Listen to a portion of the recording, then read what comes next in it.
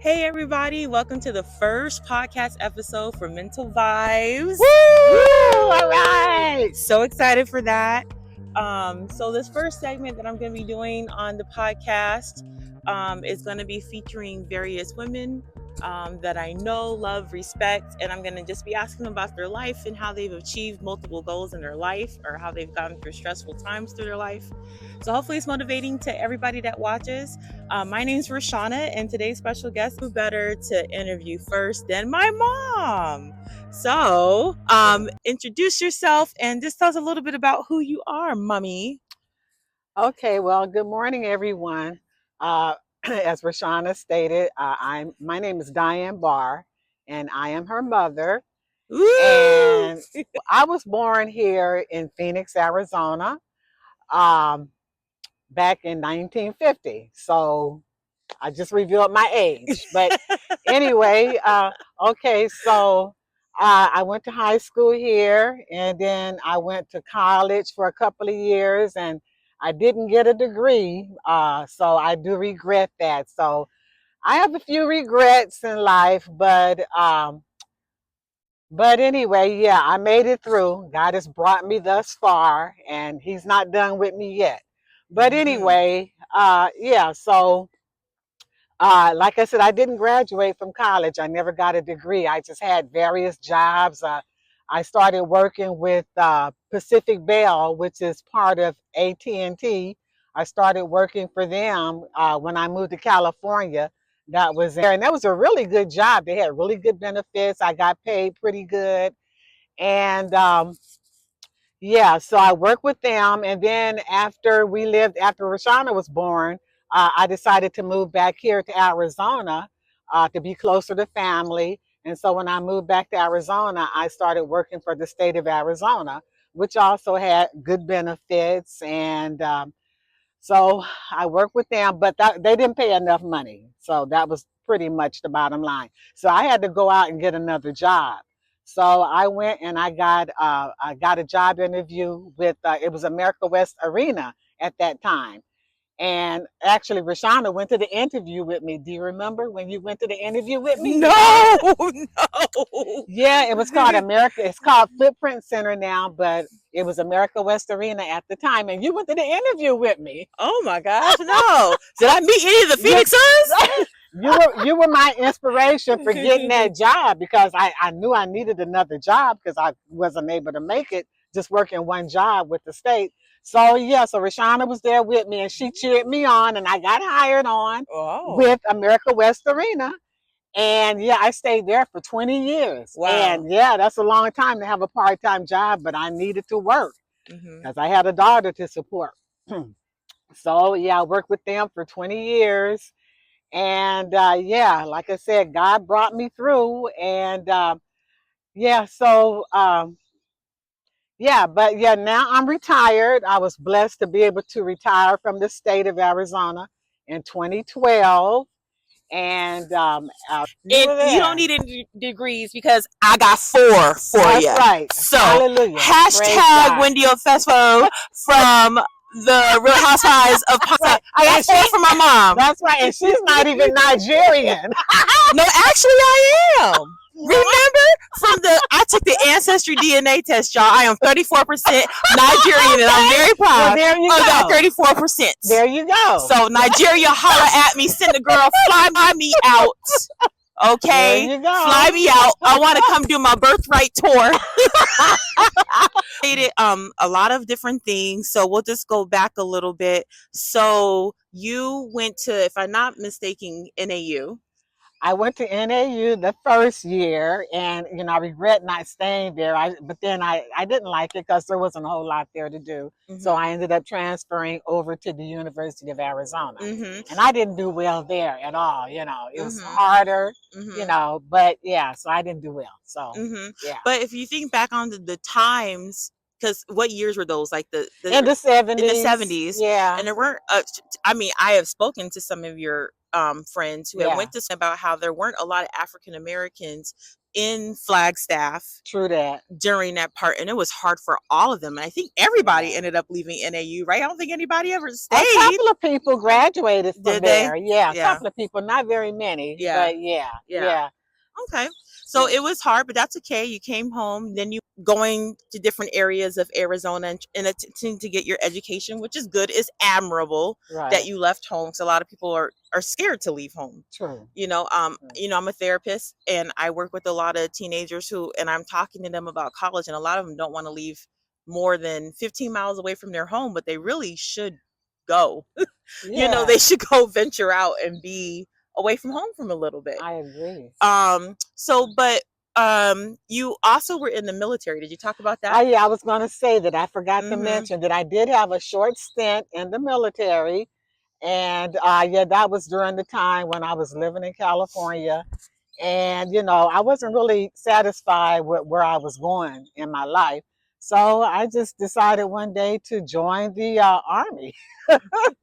So, yeah, that was interesting. I did travel a little bit. Uh, I went to Korea, Seoul, South Korea, and I spent a little time there. And then, yeah, I got out, yeah, I got out of the military. And who was your Army recruiter? You would bring that up. My Army recruiter was Rhashanna's dad. Hi, Yeah. But yeah, that was yeah, Barron, and yeah. And he was also in the Army. Yeah, he was in the Army. He retired from the Army. Dad. And he did very well. He was in the he was was he a paratrooper? He was a paratrooper. Yeah, stationed in, I think it was Fort Bragg, North Carolina. Somewhere. So yeah, he was very, very successful. So yeah, that's Rhashanna's dad. I think that's where she gets most of her brains from. Oh Yeah, no. She's very smart as well. But yeah, she gets most of her brains from her dad. And yeah, he was a good father. So yeah, kudos to Barron. Yeah, Hey, yeah. Barry McCombs. Yeah. I think he's the one that inspired her to get all of those degrees, actually. Yeah, he's still coming after me. He's talking about go work for the VA, they'll pay for your doctorate. Man, don't nobody want to be a doctor.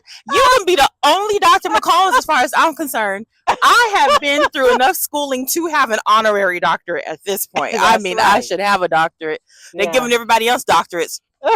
Honorary doctorates. Ain't stepped a foot at a college campus but got an honorary doctorate. But anyways. Okay. Anyways, enough of my hating. So you were a single mom. You had me, a wonderful daughter. I mean, yes. How could you ever be stressed? How could you ever be stressed? Just kidding. Everybody gets stressed, even with the most wonderful kids ever. So there's this big buzzword going around right now in mental health. Well, other people got a hold of it. But self-care. Oh, okay, right. So taking care of yourself, what do you do for fun, or what did you do to relax? So if you can think back to the time you're a single mom, you have me, you have to work 2, maybe even 3 jobs. Right. At one point, I remember you even doing like pizza delivery at like Domino's or something. I did, yeah, pizza delivery. I did that for a while. Yeah. And then I did 1-800-Flowers. I think they've gone defunct now. They went bankrupt. But yeah, y'all remember the flower place, 1-800-Flowers. I didn't know that. Wow. I worked there during the season, like Valentine's Day. Wow. But for self-care, I've always been a exercise advocate. That's true. She has. I've always enjoyed walking.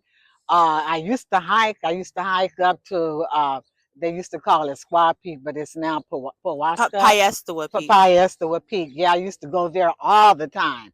And I actually climbed to the very top a couple of times.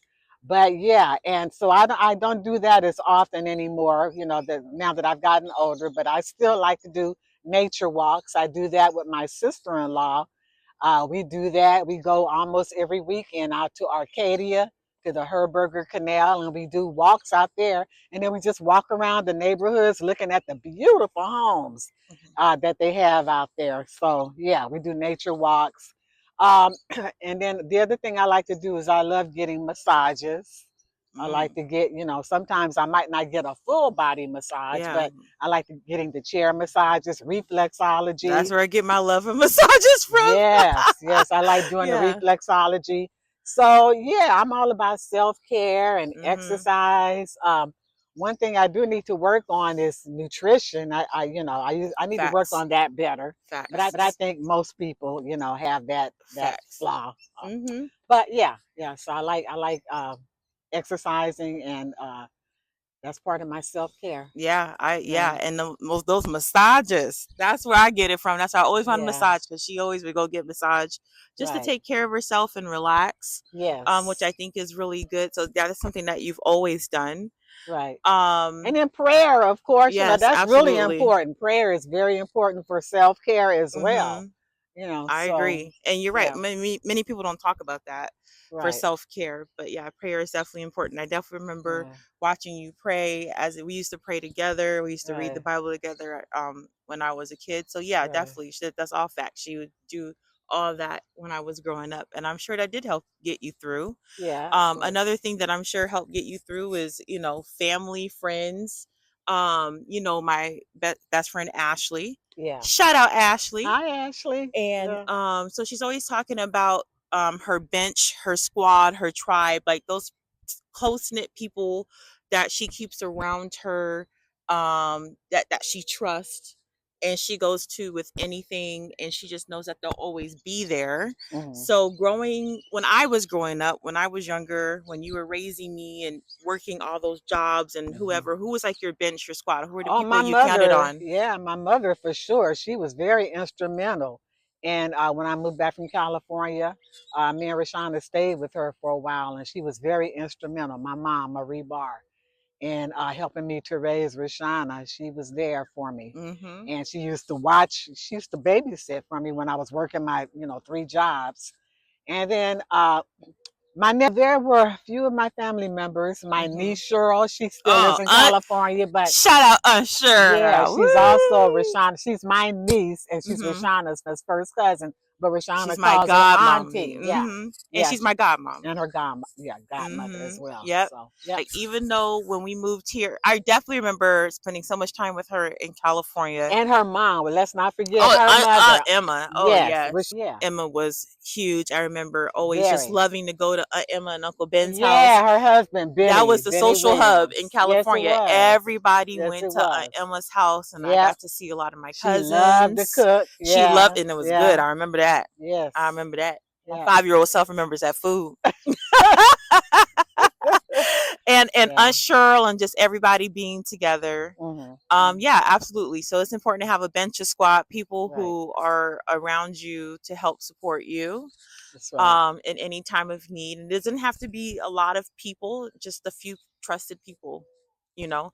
And sometimes it's not always your family, sometimes it's Right. friends, That's right. That's right. So that's Extended family. extended family for Yeah. sure. Your chosen family, they call it, right? Right. Because these are the people you choose versus the people you're born with, and you don't get a Right. choice. That's right. But chosen family is also just as important as biological family, I feel, especially in these days. Hmm. Um, and so my next question, mental health is big.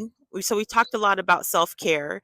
You know what? Something that struck me interesting was we were at Harvest, one of the churches that we attend, and there was like a women's meeting, and I know you had something that I didn't realize that you didn't know about was Yeah. like family dysfunction and Yeah. trauma, Right. and how you thought at one time that only family destruction and trauma happened only in your family. And so, Um. and you were saying that like you didn't realize that this was something that everybody experiences. So do you Uh-huh. feel like as you've gotten older, you've started to realize more about mental health and what that is, and that yeah, families do go through rough times, and there's Mm. people out here in this world who really are having some mental battles and struggles. Like, do you feel like Mm. you've have more of an understanding of mental health as you've gotten older? Because I didn't realize that you didn't Yeah. realize that like everybody's family is a little loco. Yeah, well, it's not that I thought it was just our family, but I guess I just noticed it more, you just notice things more within your own family. But True. I know everybody is dysfunctional. There are a lot of dysfunctional families out there, really. And so, yeah, no, it's not just our family. It was a lot of, yeah, but I do realize that, yeah, a lot of it is generational, you know, and I just learned about that actually when I was going to New Birth, my pastor, my nephew is the pastor, because they talked about it. Sister Curlin, remember? Oh, Sister Hmm. Curlin, she was a great teacher, Hmm. and she's Hmm. the one that started talking. She made me aware Hmm. of generate. They call it, well, she said generational curses, but you don't like to think of it as a curse, I guess. So we just say generational, but a lot of that stuff is generational, your mom and maybe your great grandma, and sometimes that stuff is just passed down from generation to generation, and that's why I think it's very important. You got to break, if you want, you got to break the curse. Hmm. So yeah, and you do that by just connecting with God, and just trying to get a better understanding of yourself. And go to Yeah, therapy, y'all. yeah, There are so many yeah. people who are hesitant to go to therapy, especially in Mm, the Black community, right. the Hispanic community. That's right. Traditionally, That's not so right. much now. I think people are starting to normalize the fact that you might need to go to therapy. But Right. as a therapist, obviously, I highly encourage it because Yeah. there's stuff that you could have experienced as a kid that your brain helps you to um, kind of help that memory go away in order for you to just survive and to Right. help protect you. And even though maybe in your fore memory you don't remember it, your body does, right? And so everybody experiences stress and trauma and being triggered differently because we're being triggered from our childhood and we don't even remember what happened. But That's but right. our body maybe remembers. Like Right. just, so it's just important, I think, for everybody to go to therapy. It is. I agree. I agree. There's different places to go to. Some of it's free, some of it's low cost, some of it you might be paying out of pocket a little bit more for, but Uh, it's an investment, right. right? If you're going to go to Starbucks every day, you can go to therapy. That's right. Just saying. Right.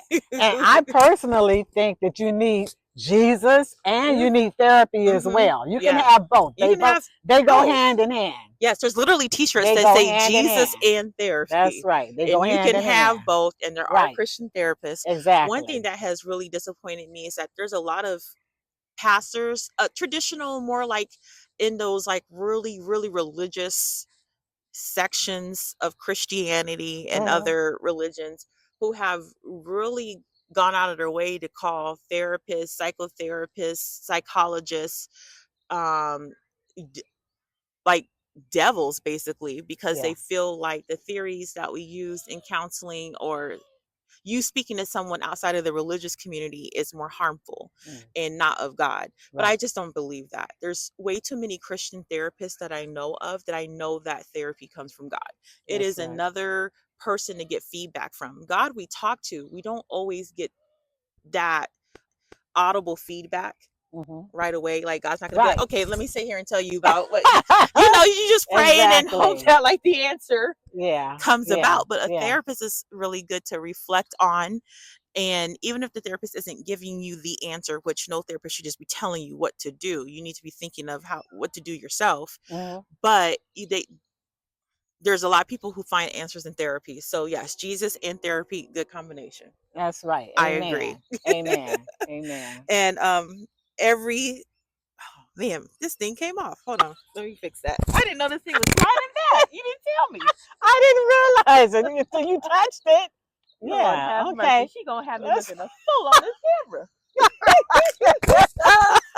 oh my It be your gosh. own people who just don't help you out. Let's get it. Oh. But yeah, no, Mhm. that's good, mom. I think that going to therapy is really helpful. And Mm. so tell me, tell the people a really maybe funny memory you have with me as a kid. I was such an amazing child. Just tell them Yeah. one cool thing about Rhashanna as a kid. Okay, well, there are a lot of them, but one thing that stands out is, okay, I don't know, I'm a baby boomer, so I was born in the 50s, and I remember back during the 60s, they had that big concert with all the hippies smoking pot and all that kind of stuff. It was called Woodstock, and that happened back in New York. So anyhow, I remember one day, I think Rhashanna was probably about 10 years old. She walked up to me, or she was watching TV or something, but she came up to me and she said, "Mom, did you go to Woodstock?"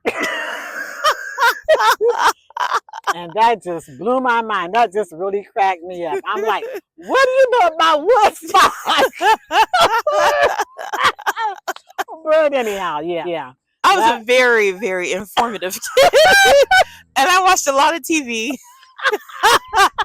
I watched a lot of Nick at Night. I know way too much about I Love Lucy than I probably should. I know way too much about the Dick Van Dyke Show than I probably should. I know way too much about Mary Tyler Moore than I probably should. And you used to watch, what was that show with Grandmama you used to MASH. watch? No, the Golden Girls. Remember that show? Oh, I thought I watched that with you. Being your friend. I mean, I definitely, listen. Yeah, I definitely watched a good old Betty White. I definitely watched Golden Girls. Yes. But I remember watched it too, but we would all watch it together with Grandma. Yes, those old ladies were something funny. They were funny. My grandmother was funny. Let me tell y'all a funny story about her, because this still stays in my mind. My grandmother was probably beyond the age of driving. At this point, she probably should have had her license revoked. And we would go to this is one thing that I loved about my grandma, and I remember this very vividly. We would get up early in the morning on Saturdays, and we would go to yard sales. Right. Me, her, and Juliet, my aunt Juliet. Yeah. And so my grandmother loved yard sales, and I did too. And so she was driving, and the light was about to turn red, and I could clearly see that it was about to turn red. And she like kept going, and this guy, this homeless guy on a bike, was crossing the street, and she hit him, and he went rolling out into the street. And she said, "Did you see that? That homeless man just hit my car." Oh my gosh. She just outed my mother on live TV. Well, listen, if the cops would like to find her, you can't. She's in a better place. That's right. Someplace some of y'all will not be going to. And so, but yeah, she hit this man, and he got up and he was like, "Lady, why'd you hit me?" And she was like, "You hit me." So he did get up, so we know that he did. He's not deceased because he got up, right? That's all you care about. Is that I didn't just out her for murder on these good cameras? No, she did not kill him. He got up. Thank God. After he cussed and yelled. But man, oh man, I had a good laugh. And I said, "Grandma, you hit him." And she said, "I did not. You don't know what you're talking about." I said, "No, I think my eyes are a little bit better than yours, lady." But that was good memories. So yeah, let's close this out. Anything you want to tell the people just about just a word of encouragement for them as I fix my hair that my mama didn't tell me about? Right. Okay, yeah, well, in closing, I would just like to say to everybody that, you know what, we do things in life and we do the best that we can. We go through life like I was a single mother, and I'm sure I wasn't perfect all the time, but, I've learned how to give myself grace. You got to give yourself grace, everybody. Give yourself some grace, because none of us are perfect. So that's what my closing remarks are. Give yourself some grace. None of us are perfect. We all try to do the best that we can. Okay? I mean, I'm perfect. But she is so right. You got to give yourself grace. Yeah.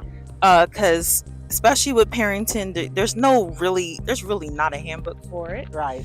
The Bible's cool and everything, but I'm sorry. These children are just built different. They're not the children from the Bible. Right. So you just have to kind of figure it out as you go. Yeah. I've got 3, so I figure I'll just make all the mistakes with Rhashanna and then move on. And with the oldest, right? And you learn. Then you learn. Yeah.